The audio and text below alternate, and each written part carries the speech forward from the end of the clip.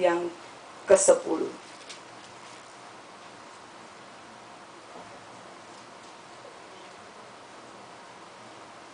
Saudara sudah dapat? Hagai pasal 2 ayat 7 saya bacakan. Sebab beginilah firman Tuhan semesta alam. Sedikit waktu lagi maka aku akan menggoncangkan langit dan bumi, laut dan darat.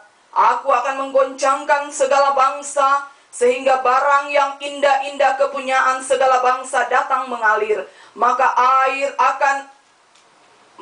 aku akan memenuhi rumah ini dengan kemegahan.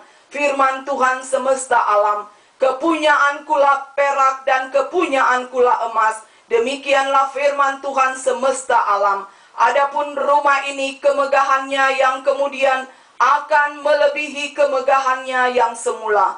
Firman Tuhan semesta alam, dan di tempat ini aku akan memberi damai sejahtera. Demikianlah firman Tuhan semesta alam. Amin.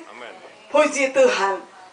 Tuhan yang kita sembah adalah Tuhan semesta alam yang memiliki segala yang ada di langit dan di muka bumi ini. Amin. Tuhan berfirman melalui kitab Hagai bahwa Dia akan mencurahkan berkat-Nya bagi setiap umat-Nya.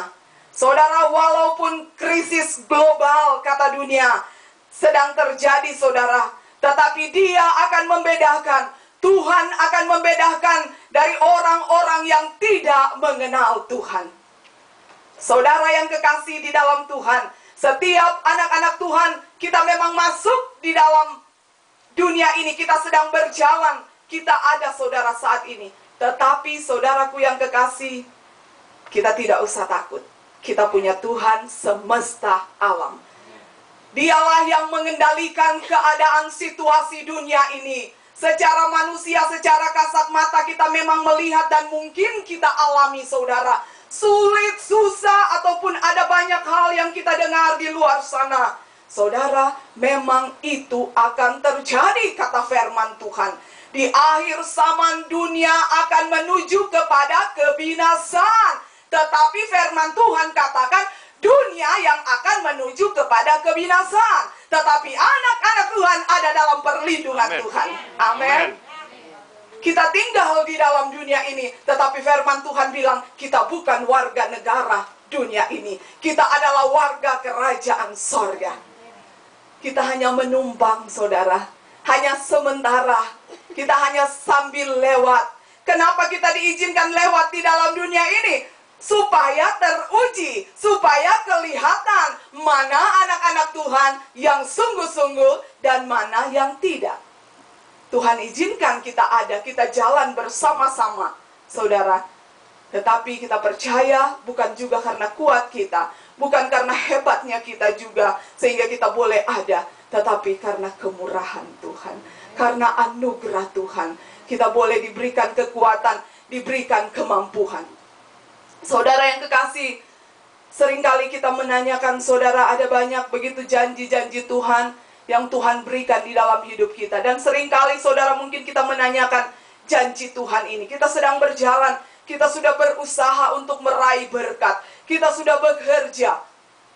Siang malam mungkin kita bekerja. Ada mungkin yang double job atau mungkin triple job. Saudara, untuk apa? Untuk berusaha meraih berkat. Untuk berusaha supaya memiliki apa yang kita inginkan. Tetapi mungkin di dalam kita bekerja dan bekerja, saudara, sepertinya nothing, sepertinya nggak ada apa-apa. Kita sudah berusaha, sudah kerja, tetapi kok nggak kelihatan apa-apa. Saudara, itu dunia. Itulah keadaan dunia, situasi dunia. Tetapi saudara yang kekasih dalam Tuhan, seperti bangsa Israel, saudara, kalau kita lihat.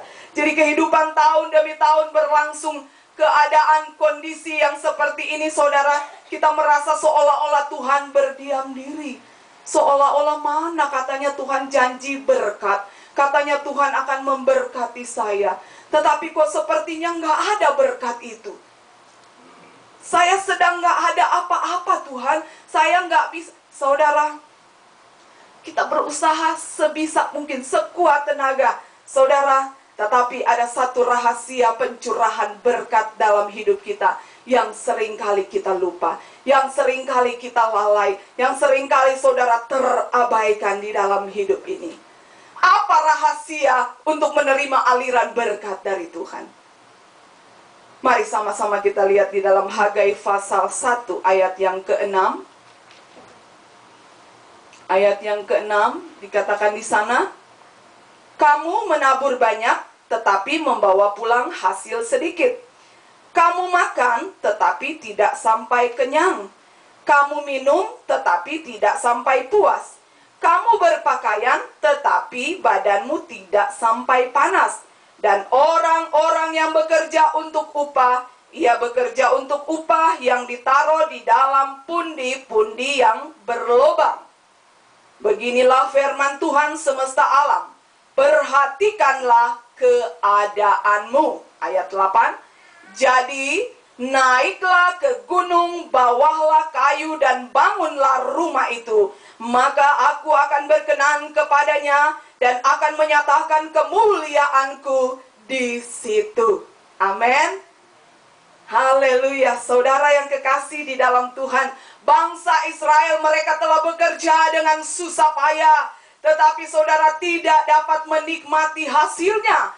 Sebagaimana seharusnya orang yang sudah bekerja harusnya menikmati hasilnya. Saudara, apa yang mereka lakukan, saudara, seolah-olah sia-sia. Mereka tidak dapat menikmati apa yang telah Tuhan janjikan di dalam hidup mereka, yaitu berkat berkelimpahan, baik rohani maupun jasmani. Di dalam Hagai 1 ayat 8 jelas di sana dikatakan, Tuhan meminta kepada bangsa Israel untuk apa, saudara? Naik ke gunung Tuhan. Amin. Naik ke gunung dan membangun rumah Tuhan. Dan ketika saudara mereka membangun rumah Tuhan, berkat yang berkelimpahan tercurah bagi hidup bangsa Israel. Dikatakan di dalam Hagai 2 ayat yang ke-20. Hagai 2 ayat 20 di sana dikatakan, apakah benih masih tinggal tersimpan dalam lumbung? Dan apakah pohon anggur dan pohon ara, pohon delima dan pohon zaitun belum berbuah? Mulai dari hari ini aku akan memberi berkat. Amin. Amin. Haleluya. Tuhan katakan kepada bangsa Israel lewat, saudara, kalau kita lihat Nabi Hagai, saudara, dalam kitab Hagai dikatakan mereka bekerja, bangsa Israel bekerja dengan susah-susah. Sepertinya semuanya sudah mereka keluarkan tenaga mereka, tetapi tidak ada hasilnya. Mereka tidak pernah puas, mereka tidak pernah menikmati hasilnya. Dan Tuhan bilang apa? Naik ke gunung dan bangun rumah Tuhan, bangun bait Allah. Saudara, Tuhan suruh naik. Mereka bekerja tetapi dikatakan seperti taruh di dalam pundi-pundi yang berlobang. Mereka tidak menikmati hasilnya. Dan Tuhan bilang harus ada yang perlu dibereskan. Ada yang perlu dipulihkan di dalam kehidupan bangsa Israel. Dikatakan naik ke gunung Tuhan. Dia harus naik ke gunung. Saudara, kehidupan kita seperti bangsa Israel. Kita bekerja siang malam, kita berusaha. Tetapi sepertinya Tuhan, kok saya nggak nikmati. Tidak ada kepuasan, tidak ada kedamaian. Saya tidak bisa menikmati hasil yang saya kerja payah susah. Saudara, Tuhan bilang, naik ke gunung.